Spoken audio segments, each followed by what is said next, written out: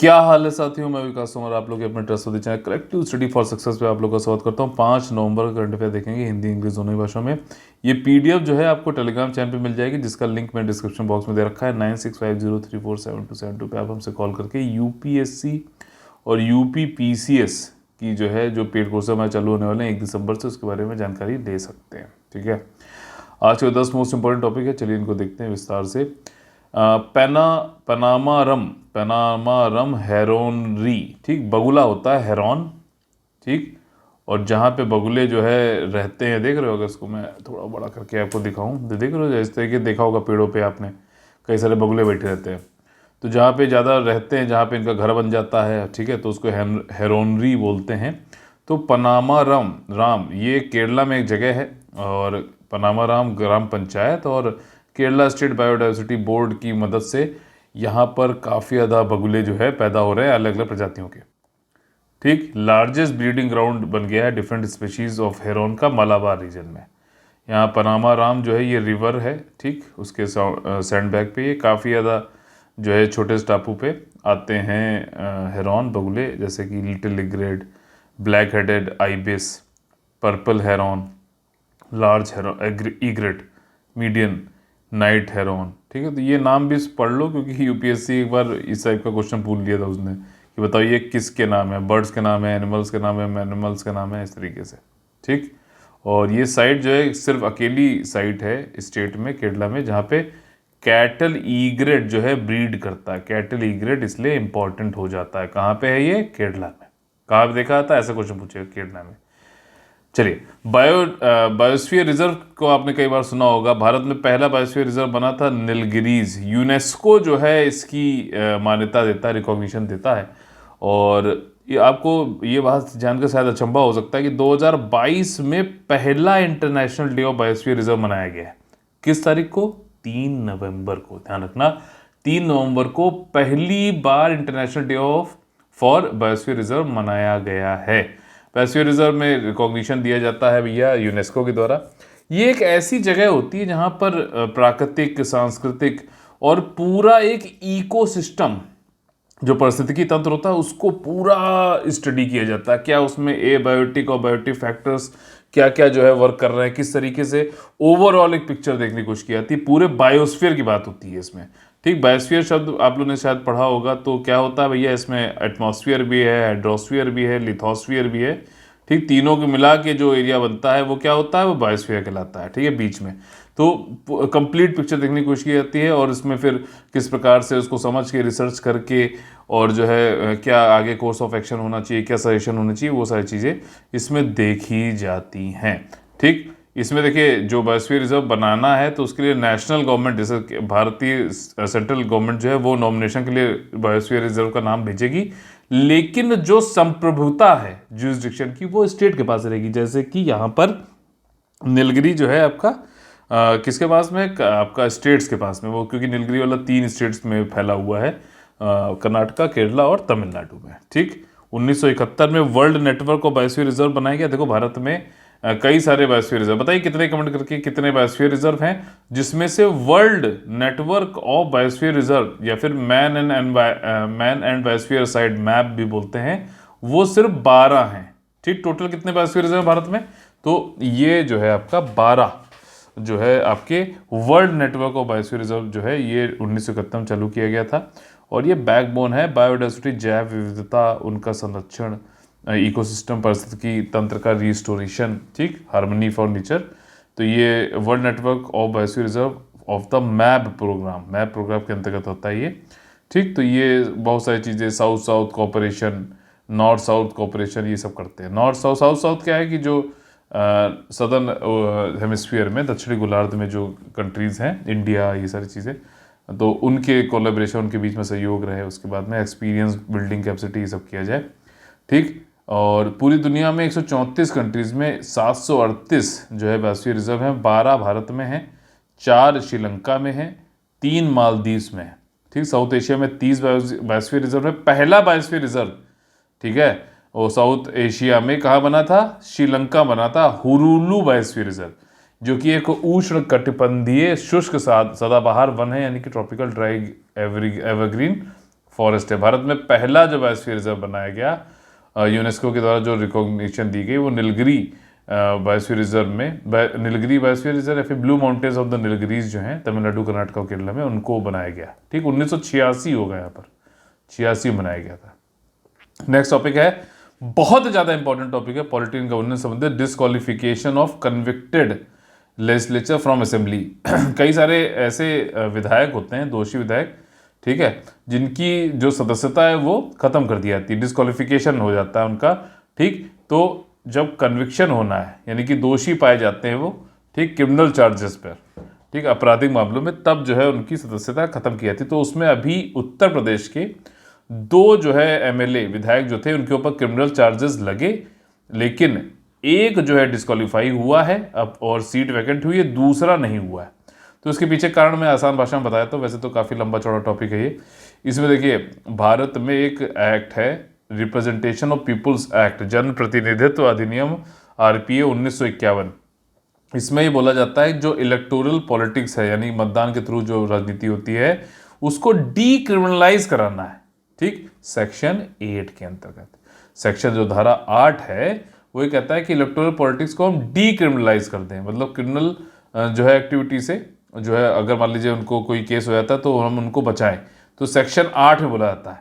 ठीक, लेकिन जो है आपका किसी ऐसे केसेस में, क्रिमिनल केसेस में, जहां पर जो सजा है वो 2 साल के ऊपर अगर दी जाती है, तो उस केस में एमएलए या फिर एमपी भी हो तो उसकी जो सदस्यता है वो अयोग्य हो जाएगा, डिस्क्वालीफाई हो जाएगा। ठीक, और उसमें एक चीज समझना, डिस्क्वालिफिकेशन हो गया 2 साल के ऊपर अगर किसी ऐसे जुर्म में उसको जो है कन्विक्ट किया गया, दोषी पाया गया है, जिसमें 2 साल या फिर उससे ज्यादा की सजा दी जाती है, तो वो डिस्क्वालीफाई हो सकता है।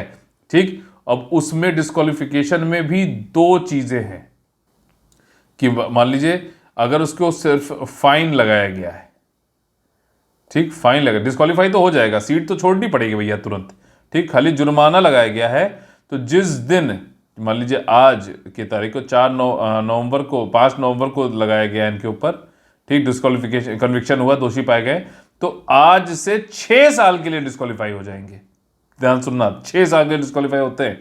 एक इसमें बैकडोर एंट्री भी है, अभी बताता हूं। ठीक, दूसरा क्या है, अगर मान लीजिए जेल का टर्म जो है वो दिया गया है, ठीक है, जेल का टर्म अगर जो दिया गया है वो जब भी खत्म होगा, मान लीजिए 2 साल का दिया गया था, 2 साल के बाद ये 6 साल की डिस्क्वालिफिकेशन चालू होती है, तो 2 + 6 8 साल बाद ही चुनाव लड़ पाई हो। ठीक, लेकिन एक बैकडोर एंट्री है, इलेक्शन कमीशन सेक्शन 11 के अंतर्गत, सेक्शन 11 ही है ना, हाँ, सेक्शन 11 के अंतर्गत इलेक्शन कमीशन ये 6 साल की जो अवधि है इसको कम कर सकती है। ऐसा हमने देखा भी था, चीफ मिनिस्टर, सिक्किम के चीफ मिनिस्टर पीएस तमांग, इनको खाली 1 साल की ही डिस्क्वालिफिकेशन हुई और उसके बाद फिर इनको चुनाव लड़ने के लिए जो है योग्य करा दिया गया। तो ये भी चीज ऐसी है।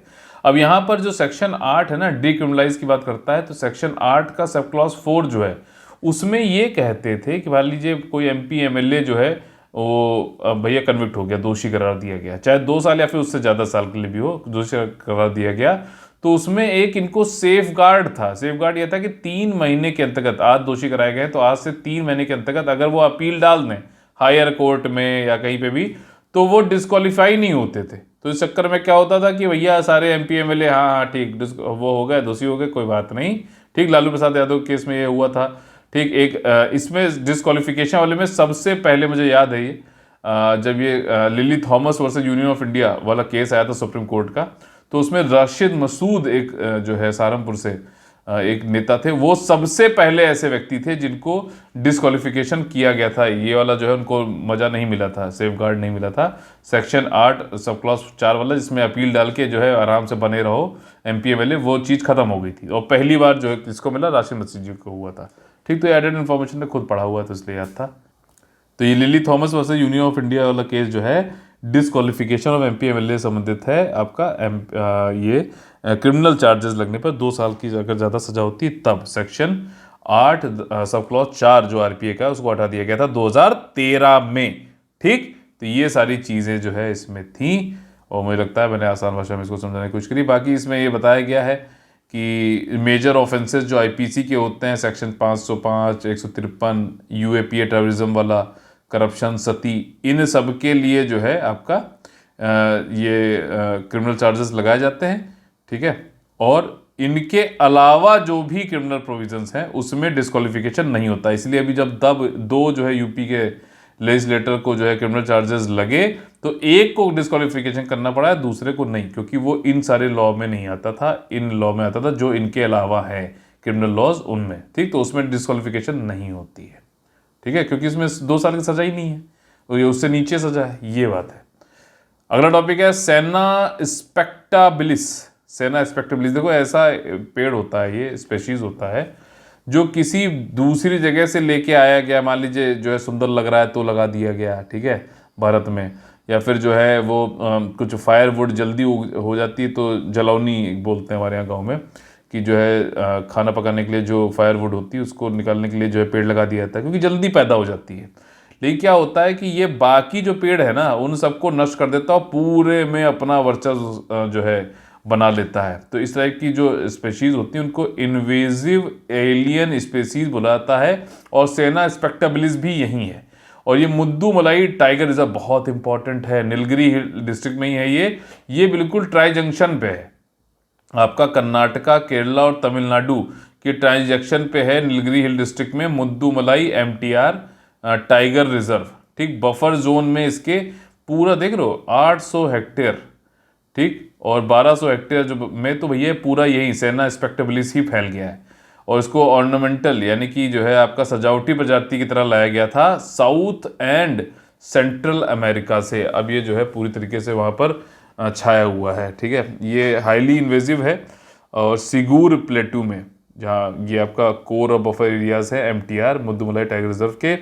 और लेंटाना कमारा ये भी एक जो इन्वेजिव एलियन स्पेसीज है प्लांट्स की, वीड है। वीड क्या होता है? वीड वो वाला वीड नहीं, ये वो वाला वीड है जो अनवांटेड प्लांट्स होते हैं उनके लिए, ठीक। नीलगिरीज में फैला हुआ है। यूकेलिप्टिस और पाइन ये भी एक्सोटिक है, मतलब विदेशी है, लेकिन ये इतनी जल्दी नहीं फैलते जितनी तेजी से ये लेंटाना और सेना स्पेक्टाबिलिस फैल रहा है, ठीक। ईजियर टू मैनेज है यूकेलिप्टिस और पाइन, ठीक है। यूकेलिप्टिस को हमारे यहाँ बिंगी बोलते हैं हिंदी में। यूकेलिप्टिस जो है ये ऑस्ट्रेलिया से लाया गया था, सुखा देता है भाई साहब। तो ये आपने रोड के किनारे ज़्यादातर देखा होगा, इसकी सफ़ेद छाल होती है, सफ़ेद मतलब तना होता है।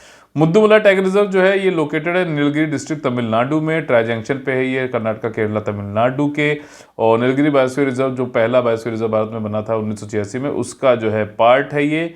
और ये बाउंड्री बनाता है केरला वेस्ट में, अगर देखो आप तो वयनाड वाइल्ड लाइफ सेंचुरी है, ठीक। और आपका जो है नॉर्थ में देखो तो आपका बांदीपुर टाइगर रिजर्व है, ठीक है। और आपका ईस्ट और साउथ वेस्ट में आपका नीलगिरी नॉर्थ डिवीजन है, आपका गुडालूर फॉरेस्ट डिवीजन का, ठीक। यहाँ पे टाइगर और एशियन एलिफेंट को कंजर्वेशन किया जाता है। अगला टॉपिक देखिए, सुप्रीम कोर्ट ने ये कहा है कि कोई भी रेप विक्टिम है तो उसके साथ में 2 फिंगर टेस्ट नहीं किया जाएगा, ठीक। मतलब 2 फिंगर टेस्ट में क्या है कि वेजाइना में जो भी रेप विक्टिम है उसकी जो वेजाइना में 2 फिंगर जो है एंटर करा के चेक करते हैं कि क्या जो महिला है वो एक रेगुलर कंसिस्टेंट सेक्सुअल इंटरकोर्स तो नहीं करती है, ठीक है, हैबिचुएटेड सेक्सुअल इंटरकोर्स तो नहीं करती है। तो यहाँ पे सुप्रीम कोर्ट ने और WHO ने भी और ओवरऑल ये साइंटिफिकली प्रूवन है कि ये वाली जो टेक्निक है ये बिल्कुल अनसाइंटिफिकली है, जो है कोई इसका मतलब ये प्रूव कर पाए कि रेप हुआ है कि नहीं हुआ है, इसका कोई भी प्रमाण नहीं मिलता है। और सुप्रीम कोर्ट ने तो यहाँ तक ये कह दिया कि भैया हम इसको बिल्कुल गलत मानते हैं, और यहाँ तक कि अगर कोई भी मेडिकल एग्जामिनेशन जब रेप विक्टिम आता है मेडिकल एग्जामिनेशन में 2 फिंगर टेस्ट करेगा तो उसको गिल्टी माना जाएगा मिसकंडक्ट का, क्योंकि ये राइट टू प्रिवेसी जो एक तो पहले से परेशान है बेचारी, ठीक, ऊपर से आप जो है ये सब कर रहे हो, तो यहाँ पर जो है मिसकंडक्ट, राइट टू प्रिवेसी, निजता का अधिकार, इन सब के अंतर्गत जो है ये उल्लंघन है और जो है कुछ सजा वजा भी इसमें मिल सकती है, ठीक। तो ये बिल्कुल भी साइंटिफिकली मतलब प्रूवन है कि ये इसका कोई भी प्रमाण नहीं है कि ये सही है या फिर ये बता पाए कि हाँ रेप हुआ है कि नहीं हुआ है। करते क्यों है कि ये जानने के लिए भैया कि ऐसा तो नहीं क्यों है कोई हैबिचुअल जो है जो सेक्सुअल इंटरकोर्स कराता है, ठीक, मतलब वो ये है कि कोई प्रोस्टिट्यूट तो नहीं है इस तरीके से, तो उसके लिए करते हैं, बट इसका कोई भी वो नहीं है, ठीक। WHO ने भी कहा है there is no place for virginity testing, जिसको 2 फिंगर टेस्टिंग बोलते हैं, it has no scientific validity. 2004 में भी सुप्रीम कोर्ट ने कहा था कि वीमेन जो है हैबिचुएटेड टू सेक्सुअल इंटरकोर्स हो ना हो, लेकिन 2 फिंगर टेस्ट कर रहे हो तो सेक्शन 375 जो रेप का होता है IPC के अंतर्गत, वो इसको नहीं प्रूव कर सकता। तो इसको भैया बंद करो, अगर कोई करता है तो उसके खिलाफ जो है वो गिल्टी पाया जाएगा मिसकंडक्ट का। International covenant on economic social cultural rights 1966 और UN declaration of basic principles of justice for victim of crime and abuse of power 1985, इसको जो है उपयोग किया था सुप्रीम कोर्ट ने रेप सर्वाइवर्स के लिए। और ये कहा था कि भैया कि रेप सर्वाइवर को सारे लीगल जितने भी रिकोर्स हैं अपने न्याय के लिए वो मिलने चाहिए, साथ ही साथ उनके भौतिक, मानसिक और गरिमा का उल्लंघन नहीं होना चाहिए, ठीक है। तो ये सारी चीज़ें उसमें बोली गई थी। नेक्स्ट टॉपिक है परफॉर्मेंस ग्रेडिंग इंडेक्स। देखिए मिनिस्ट्री ऑफ एजुकेशन ने एक तो ये परफॉर्मेंस ग्रेडिंग इंडेक्स निकाला, दूसरा UDSE प्लस निकाला है, ठीक। UDSE प्लस वो अगला टॉपिक है, बताऊंगा। पहले यहाँ पे बता देता हूँ, मिनिस्ट्री ऑफ एजुकेशन ने निकाला है परफॉर्मेंस ग्रेडिंग इंडेक्स। परफॉर्मेंस क्या है? स्कूल के एजुकेशन में स्टेट्स और यूनियन टेरिटरी कहाँ स्टैंड कर रहे हैं। एक ये यूनिक सूचकांक है, ठीक है, काफ़ी अनूठा सूचकांक है। एविडेंस बेस्ड कंप्रिहेंसिव एनालिसिस करता है स्कूल एजुकेशन सिस्टम का। इसका जो उद्देश्य है वो ये है कि प्रमोट करे एविडेंस बेस्ड पॉलिसी मेकिंग, मतलब जो सामने दिख रहा है, बच्चा आपने कह दिया आप पढ़ रहा है बहुत बढ़िया, लेकिन वहाँ जाके उससे कहा भैया कि 2+2 बताओ तो बता रहा है 5, ठीक। तो ये जो चीज़ें हैं इसकी देखरेख करता है, उसके हिसाब से जो है कुछ स्कोरिंग होती है, स्कोरिंग के हिसाब से सूचकांक के अंतर्गत रैंक मिलती है अलग अलग स्टेट्स को, ठीक। तो ये एविडेंस बेस्ड पॉलिसी मेकिंग करता है और फिर ये भी बताता भी है कि कोर्स करेक्शन भैया कैसे सही किया जाए, गुणवत्ता बढ़ाया जाए। तो देखिए इसमें लेवल 1 होता है, लेवल 2 होता है, ऐसे करते करते लेवल 10 तक होता है। लेवल 10 सबसे खराब है, लेवल 1 सबसे अच्छा है। भारत में अभी कोई भी स्टेट लेवल 1 तक नहीं पहुंचा है। लेवल 2 पे 7 स्टेट और यूनियन टेरिटरी है, केरला, पंजाब, चंडीगढ़, महाराष्ट्र, गुजरात, राजस्थान और आंध्र प्रदेश। गुजरात, राजस्थान, आंध्र प्रदेश नए एंट्रेंट हैं लेवल 2 पे, ठीक। और इसके अलावा जो है आपका लद्दाख ने सबसे अच्छी ऐसी यूनियन टेरिटरी जिसने सबसे अच्छा जो है इम्प्रूवमेंट किया है, लेवल 8 से उठ के लेवल 4 पे पहुंच गया है। 2020 और 21 के आंकड़े हम लोग देख रहे हैं, ठीक। कोई भी स्टेट लेवल 1 में नहीं है। और यहाँ पे जो वर्गीकरण किया जाता है स्टेट का वो 10 ग्रेड्स में किया जाता है, ठीक। L1 L2 मैंने बताया ना, L10 तक 1000 पॉइंट में से जो भी 950 पॉइंट के ऊपर स्कोर करता है वो L1 पे जाता है, जो भारत में कोई भी नहीं है, ठीक। सबसे कम L10 के नीचे रहना है तो भैया 551 के नीचे स्कोर करना पड़ेगा, ठीक। कोई आसान, बड़ी आसान बात है ये तो, ठीक। तो ये चीज़ें हैं और इसमें 2 कैटेगरी हैं, 70 इंडिकेट संकेतक कितने हैं? 70। 2 जो है ब्रॉड कैटेगरीज वर्गीकरण किया गया आउटकम पे और गवर्नेंस पे, शासन प्रबंधन पे, ठीक। और इसके अंतर्गत जो है 5 जो है फर्दर डोमेन है। लर्निंग आउटकम, ठीक, किस पर आप पढ़ रहे हो या सीख भी रहे हो कुछ, एक्सेस, जा पा रहे हो, बुक्स हैं कि नहीं है, ठीक। और इंफ्रास्ट्रक्चर फैसिलिटी, ठीक है, टॉयलेट और ये सारी चीज़ें। इक्विटी, सबको एक समानता से देखो, इक्वालिटी और इक्विटी में फ़र्क होता है, समझ में आ रही बात? इक्वालिटी में मतलब यह है कि सबको कह दिया आपने कि हाँ ये लोग किताब और ये सब लोग पढ़ लेना, लेकिन इक्विटी ये कहता है कि हाँ जो बच्चे हैं उनकी क्षमता, कैपेसिटी कुछ किसी की कम है, किसी की ज़्यादा पढ़ने की। तो किसी को आपने मान लीजिए उसमें 10 चैप्टर थे तो आपने कहा कि एक चैप्टर रोज़ यहाँ पे बोल दिया आप लोग पढ़ना, यहाँ पे इसने कहा कि भैया हाँ ये कुछ कमज़ोर है तो हम 10 दिन में नहीं, हम कहते हैं आपको कि आप 20 दिन में पढ़ो, ठीक, किसी किसी को। तो ये इक्विटी होता है, जिस प्रकार से कैपेसिटी कैपेबिलिटी है उस प्रकार से जो है बांटा जाता है, ना कि इक्वलिटी की जो मतलब समानता भी समान लोगों में हो सकती है ना, अगर कोई असमान लोगों में समानता आप थोड़ा ना ढूंढ सकते हो। तो ये चीज़ें हैं। और गवर्नेंस एंड प्रोसेस, तो ये भी 5वां इसमें संकेतक है। नेक्स्ट टॉपिक देखिए वही मिनिस्ट्री ऑफ एजुकेशन का ही है, UDSE यानी कि unified district information system for education. Plus बोला जा रहा है, प्लस इसलिए बोला जा रहा है क्योंकि जो डेटा यहाँ पे इकट्ठा किया जाता था, ठीक, अब वो जो है पूरा डिजिटलाइज्ड हो गया है और कुछ एक्स्ट्रा डेटा भी हम यहाँ पे उठा रहे हैं। ये भी स्कूल एजुकेशन से ही संबंधित है, ठीक है, मिनिस्ट्री ऑफ एजुकेशन के द्वारा निकाला गया है भी। और यूनिफाइड डिस्ट्रिक्ट इंफॉर्मेशन सिस्टम मतलब डिस्ट्रिक्ट में जो भी एजुकेशन संबंधित इंफॉर्मेशन है उसको यूनिफाई करके एक जगह दिखाया जा रहा है। क्या क्या चीज़ें दिखाते हैं भैया? ग्रॉस एनरोलमेंट रेशियो बहुत इंपॉर्टेंट डेटा है, फैक्ट है, ठीक है। ये आपको आप एजुकेशन संबंधित कोई क्वेश्चन आता है तो उसमें लिखना पड़ेगा। तो स्कूली शिक्षा में अगर देखा जाए तो ग्रॉस एनरोलमेंट रेशियो यानी कि सकल नामांकन अनुपात, ठीक, कि बच्चे एनरोल कर रहे हैं कि नहीं कर रहे हैं। तो उन्होंने ये रिपोर्ट में बताया कि इसमें इंप्रूवमेंट देखा गया है प्राथमिक, अपर, उच्च प्राथमिक और उच्च माध्यमिक स्तर पर एनरोलमेंट, बच्चे अब ज़्यादा एनरोल कर रहे हैं। हायर सेकेंडरी जो लेवल है उसमें अच्छा खासा इंप्रूवमेंट देखने को मिला है। पीपल टीचर रेशियो यानी कि कितने स्टूडेंट्स हैं एक टीचर पर, तो जो प्राइमरी में 26 स्टूडेंट हैं, आपका अपर प्राइमरी में 19 हैं, सेकेंडरी में 18 हैं और 27 है हायर सेकेंडरी में। तो जितने ज़्यादा होंगे उतना अच्छा है कि जितने कम होंगे उतना अच्छा है? कम बच्चों पर ज़्यादा ध्यान दे पाएगा टीचर कि भर लो भैया पैसा पकड़ लो, चाहे पढ़े ना पढ़े वो उनकी जिम्मेदारी, वो ज़्यादा अच्छा रहेगा? बताइए कमेंट करके। तो ये चीज़ है। 12.5 करोड़ गर्ल जो है वो भी एनरोल हुई हैं प्राथमिक से लेके उच्च माध्यमिक स्कूल के लेवल पर, ठीक। इंक्रीज हुआ है 8.919 लाख, ठीक, क्योंकि ये इंप्रूवमेंट है काफ़ी अच्छा। इतनी ज़्यादा जो है लड़कियां भी अब जो है एनरोल कर रही हैं, यानी कि घर वाले अब बेटी बचाओ बेटी पढ़ाओ, तो ये भी अब जो है मेंटालिटी बदल रही है। तो आप इसको कोट कर सकते हो इस डेटा को कि यूडीसी प्लस में ये मिनिस्ट्री ऑफ एजुकेशन का डेटा है। इसमें बताया गया था कि 12.23 करोड़ गर्ल्स जो है वो एनरोल हुई हैं, ठीक। और इसमें बढ़त जो है 8.8 लाख से ज़्यादा जो है एनरोलमेंट बढ़ा है। ये अच्छी बात है। अगर आप तो सिर्फ ये बोल दो कि हाँ लड़कियां पढ़ रही हैं, बढ़ रही हैं, ठीक है ना, और ज़्यादा एनरोल कर रही हैं, तो वो उससे जो है आपकी ज़्यादा बल मिलेगा आपकी बात को कि यहाँ पे सोर्स बता के फैक्ट लिखोगे तो ज़्यादा मिलेगा। समझदार बाकी आप हुई हो। तो 20,000 स्कूल यहाँ पे बताए गए हैं 2020-21 में क्लोज हो गए हैं, ठीक, कोरोना की वजह से। टीचर्स भी डिक्लाइन हुए हैं, 1.95% टीचर्स डिक्लाइन हुए हैं, ठीक है। देखो बड़ी बड़ी बिल्डिंगें बना लो लेकिन टीचर उसके अंदर अगर कूड़ा है तो कोई फ़ायदा नहीं है, ठीक। तो ये इंफ्रास्ट्रक्चर होता है दो तरीके का, सॉफ्ट इंफ्रास्ट्रक्चर और हार्ड इंफ्रास्ट्रक्चर।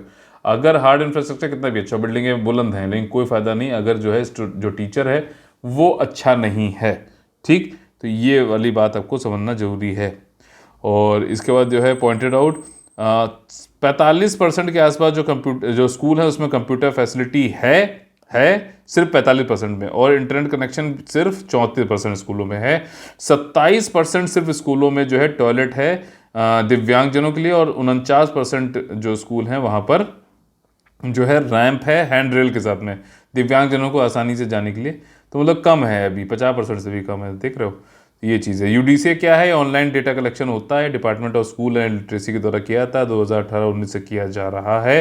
पहले पेपर फॉर्मेट में था, अभी डिजिटलाइज कर दिया गया। इस बार प्लस इसलिए लगाया गया है क्योंकि data capture, data mapping, data verification में अब इंप्रूवमेंट लाई गई है। एडिशनल डेटा भी इस बार 2021-22 में लाया गया था। डिजिटल लाइब्रेरी है कि नहीं है, पीयर लर्निंग हो रही है कि नहीं हो रही है, हार्ड स्पॉट आइडेंटिफिकेशन कर रहे हैं कि नहीं कर रहे हैं, कौन सी कठिन जगह है नहीं गणित समझ में आ रही, क्या चक्कर है, नंबर ऑफ बुक्स कितनी हैं स्कूल लाइब्रेरी में, ये सब भी जोड़ी गई हैं क्योंकि ये नेशनल एजुकेशन पॉलिसी 2020 के अंतर्गत ये चीज़ें कही गई हैं। और इसको हमने जब ये रिपोर्ट निकाली तो उसमें जोड़ा गया कि हाँ इन पे भी तो ध्यान दोगे, जब ध्यान दोगे तभी तो उसमें सुधार कर पाओगे, ठीक। मौना लोआ, ठीक, हवाई, आप लोगों ने सुना होगा प्रशांत महासागर में यूएसए की टेरिटरी है हवाई आइलैंड्स, ठीक। तो वो ज़्यादातर भैया किससे बना हुआ है? वोल्केनो से, ज़्यादातर वोल्केनो से बना हुआ है, ठीक। वोल्केनो आप देख रहे हो यहाँ पर, इसका नाम है मौना लोआ, ठीक। ये लार्जेस्ट एक्टिव वोल्केनो है वर्ल्ड में, लार्जेस्ट। ध्यान रखो, वोल्केनो संबंधित कुछ फैक्ट बता रहा हूं यहाँ पर, ठीक। ये हवाई आइलैंड जो है इसमें 5 वोल्केनो से बनकर बना हुआ है, ये मिलकर बना हुआ है। दुनिया का लार्जेस्ट मौना लोआ है। टॉलेस्ट मौना किया है, किया टॉलेस्ट है, लोआ लार्जेस्ट है, L for largest, L for लोआ। किया जो है आपका ये टॉलेस्ट है, ठीक है, ये चीज़ ध्यान रखिएगा। और इसके अलावा इसके नॉर्थ में इमीडिएटली नॉर्थ ऑफ किलाउया जो है, क्या है यार, किलाउआ ज्वालामुखी के ठीक उत्तर में स्थित है, ठीक है। और ये भी जो है अभी इरप्ट कर रहा है, पूरा लावा बह रहा है। किलाउआ जो था ये 2018 में इरप्ट हुआ था, 700 होम के ऊपर जो है पूरी लावा की नदी इसने जो है निकाल दी थी। मोना लोआ जो है ये लार्जेस्ट वर्ल्ड में जो वोल्केनो, एक्टिव वोल्केनो, ये आपका 38 साल पहले इरप्ट हुआ था, फिर से इरप्ट हो रहा है, वहां पे थरथराहट इसने दी है। भारत में बताइए कौन से वॉल्केनोज हैं, ठीक है। अंडमान निकोबार के पास में है नारकोंडम, बताइए और कौन सा जो है एक्टिव है, कौन सा नहीं है, ठीक। नेक्स्ट टॉपिक है कॉर्डी गोल्ड नैनो पार्टिकल। कॉर एयू जो है गोल्ड का एलिमेंट का वो होता है, एनपीएस। तो देखिए एक चीज समझ लीजिएगा कि ये जो है ना, ये कुरकुरे टाइप जो दिख रहा है, इसमें गोल्ड का सॉल्ट लगाया गया है, डाला गया है। गोल्ड का जो सॉल्ट होता है वो मेडिसिन की तरह जो है यूज किया जाता है, और जो है ये इसको नैनो पार्टिकल में, मतलब नैनो पार्टिकल के मतलब छोटे साइज में किया जाता है आपका कॉर्डी के साथ में। कॉर्डी क्या है? कॉर्डी एक तरीके का फंगस है, ठीक, जो कि बायो एक्टिव एलिमेंट है। ये गोल्ड के पार्टिकल्स को, गोल्ड के सॉल्ट को और बेहतर तरीके से मेडिसिन की डिलीवरी करता है ह्यूमन के सेल्स में, क्योंकि जितना छोटा होगा कोशिकाओं में उतना ज़्यादा आसानी से वो एंटर कर पाएगा, ठीक। तो ज़्यादा आसानी से एंटर करने के लिए कॉर्डी फंगस जो ये मशरूम है इसका उपयोग किया जाता है। भारत की कुछ यूनिवर्सिटी जैसे कि आसाम बोडोलैंड यूनिवर्सिटी है, उन लोगों ने मिलकर ये कॉर्डी गोल्ड नैनो पार्टिकल बनाए हैं। ह्यूमन में कोशिकाओं में इजीली ये एंटर कर जाता है, मेडिसिन डिलीवरी इजी और ज़्यादा इफेक्टिव तरीके से हो पाती है। लेकिन इसका इंटरनेशनल पेटेंट जर्मनी के पास में, ठीक। ये जो कॉर्डी जो आपका ये मशरूम देख रहे हो, ये आपका हाई वैल्यू पैरासाइटिक फंगस होता है, ठीक, कवक होता है, परिजीवी कवक है, और लैब ग्रोन है, डिपार्टमेंट ऑफ बायोटेक्नोलॉजी इसको बोलते हैं। वाइल्ड कॉर्डीसेप मशरूम जो होता है वो ईस्टर्न हिमालयन बेल्ट में पाया जाता है, ठीक। तो ये सारी चीज़ें ध्यान रखिएगा। और यहाँ पर जो है सेल के में आसानी से घुस जाता है, इसलिए जो है ये कॉर्डीसेप मिलिटरीज जो है ये सुपर मशरूम भी कहलाता है। इसकी काफ़ी तगड़ी ट्रेमेंडस मेडिसिनल प्रॉपर्टीज़ होती हैं, ठीक। तो मेरे ख्याल से समझ में आ गया होगा आपको। गोल्ड को जो है अच्छे से डिलीवर करने के लिए कॉर्डीसेप मिलिटरीज का यूज़ किया जाता है। अगला टॉपिक है चाइल्ड वेलफेयर पुलिस ऑफिसर्स। देखो आपका juvenile justice care and protection of children act 2015 जो है उसमें ये कहा गया है इस एक्ट के अंतर्गत कि देश के हर थाने में, ठीक है ना, हर पुलिस स्टेशन में एक चाइल्ड वेलफेयर पुलिस ऑफिसर होना चाहिए। भले ही वो किसी बच्चे जो विक्टिम हो, पीड़ित हो, उससे डील कर रहा हो, या फिर परपिट्रेटर यानी कि अपराधी उससे डील कर रहा हो, ठीक। मिनिस्ट्री ऑफ होम अफेयर्स ने सभी स्टेट और यूनियन टेरिटरी से ये चीज़ बोली है। ऐसा जो है जुवेनाइल जस्टिस एक्ट में बोला भी गया है। और एक ऑफिसर हर पुलिस स्टेशन में होना चाहिए, और उसकी रैंक एएसआई यानी असिस्टेंट सब इंस्पेक्टर से नीचे नहीं होनी चाहिए। एनसीपीसीआर जो national commission for protection of child right है, ये भी रिक्वेस्ट करता है कि स्पेशल जुवेनाइल पुलिस यूनिट एक बनाई जानी चाहिए जिस हर सिटी में, हर डिस्ट्रिक्ट में, और उसको जो हेड करेगा वो डीएसपी से नीचे रैंक का नहीं करना चाहिए। इसी जो यूनिट जो बनेगी स्पेशल जुवेनाइल पुलिस यूनिट, इसी के अंतर्गत ही जो है चाइल्ड वेलफेयर पुलिस ऑफिसर्स होंगे। साथ ही साथ इस यूनिट में 2 सोशल वर्कर भी होंगे, जिसमें एक महिला होगी और दूसरा जो है मतलब दोनों के पास ये एक्सपीरियंस चाइल्ड वेलफेयर में होना चाहिए, जिसमें से एक महिला भी सोशल वर्कर रहेगी, ठीक। कॉन्टैक्ट पर्टिकुलर हर पुलिस स्टेशन में दिखाया जाना चाहिए ताकि जो है कोई चाइल्ड वेलफेयर के लिए आसानी से उनको कांटेक्ट कर पाए, ठीक है। तो ये जो है आज के टॉपिक थे। चलिए हम लोग आज के क्वेश्चन देख लेते हैं। एमसीक्यू वाली मैं पीडीएफ टेलीग्राम चैनल पे दे दूंगा, और वहां पे जाके आप उसको पढ़ के आप जो है खुद से पढ़ के और फिर आंसर करिएगा ये वाला वीडियो देखने के बाद। तो देखिए कितने आप सही कर पाते हो, ठीक है, कितने सही कर पाते हो ये बताना। मैं ये थोड़ा एक्सपेरिमेंट कर रहा हूँ, क्योंकि कई लोग कह रहे थे कि सर आप यहाँ पे बताते हो तो हम सही, मतलब इतना मौका नहीं मिलता, पहले हम इसको पढ़ लें, ठीक, वीडियो देख लें, पढ़ लें, फिर उसके बाद एमसीक्यू लगाएं। तो इसलिए मैं आज ये ट्रायल कर रहा हूँ आप लोग साथ में। क्वेश्चन मेंस आंसर राइटिंग का जो है वो मैं अब आपके सामने रखने वाला हूँ। देखिए आज का जो क्वेश्चन है 5 नवंबर का GS paper 3 environment and ecology संबंधित है। Question number 92, what are the biosphere reserves? Biosphere reserve क्या है? Explain their significance for India and world. Bharat और विश्व के लिए उनके महत्व की व्याख्या करिए। बहुत महत्वपूर्ण है, ठीक, लेकिन क्या आप इसको लिख पाओगे? किस तरीके से लिखोगे? ठीक, कम शब्दों में ज़्यादा बात कर पाओगे? ये देखना पड़ेगा। इन्वायरमेंट एंड इकोलॉजी से संबंधित है। चलिए आज का जो है मोटिवेशनल मैसेज देख लेते हैं। अच्छा देखिए, ये मत सोचिएगा कि एमसीक्यू वाली पीडीएफ बनी नहीं है इसलिए इन्होंने आज दिखाया नहीं। देखो ये है सब कुछ, ठीक है, ये सब कुछ बना हुआ है, ऐसा नहीं है, खाली पेज नहीं है, देखो सब आ रहा है इसमें। लेकिन ये बस मैं एक एक्सपेरिमेंट करना चाहता हूँ कि आप लोग देखो पढ़कर तुरंत ना करा के आप फिर उसको, जो जैसे एग्जाम में होता है ना, पेपर सामने आया फिर आप क्वेश्चन सॉल्व कर रहे हो, तो वैसा करके आप कितने क्वेश्चन सॉल्व कर पाते हो वो देखना चाहता हूँ। ठीक है, तो आप लोग वीडियो देखो, पीडीएफ से पढ़ो, और उसके बाद जब ये पीडीएफ मिलेगी टेलीग्राम चैनल पे आपको एमसीक्यू वाली, तो इसको जो है खुद से अटेम्प्ट करना, just like we use to do in the exam hour, वैसे ही। ठीक, चलिए आज का मोटिवेशनल मैसेज देख लेते हैं। और मैंने आपको जैसा बताया कि 1 दिसंबर से हमारे पेड कोर्सेज चालू हो रहे हैं, ऑफिशियल स्टार्ट हो रहा है, आप अभी से ज्वाइन कर सकते हो, ऐसा नहीं कि 1 दिसंबर को आप ज्वाइन करो। मतलब वहाँ पे तो ऑफिशियली हम स्टार्ट कर देंगे, रोज़ स्टडी प्लान, रोज़ आपको MCQ, test material, study material सब देने लगे जाएंगे। लेकिन ये अभी से आप इसको ज्वाइन कर सकते हो, ऑफिशियल स्टार्ट जो है 1 दिसंबर से, ध्यान रखिएगा। आज का मोटिवेशनल मैसेज है, विचारों को पढ़कर के बदलाव नहीं आता, विचारों पर चलकर बदलाव आता है। समझ आए तो जरूर लाइक शेयर सब्सक्राइब जरूर करिएगा, और इसको जो है मिशन को, जो एजुकेशन का मिशन है, ज़्यादा से ज़्यादा लोग तक पहुँचाइए। यहाँ पे आपको सारी पीडीएफ मिल रही हैं, सारा जो है मटेरियल मिल रहा है, अच्छा गाइडेंस मिल रहा है। ठीक, और पेड ग्रुप भी आप हमारे साथ ज्वाइन कर सकते हो 9650347272 पे कॉन्टैक्ट करके। चलिए मिलते हैं अगले वीडियो में, तब तक के लिए आप लोग से लेते हैं विदा। जय हिंद, जय Bharat, all the very best है, वंदे मातरम।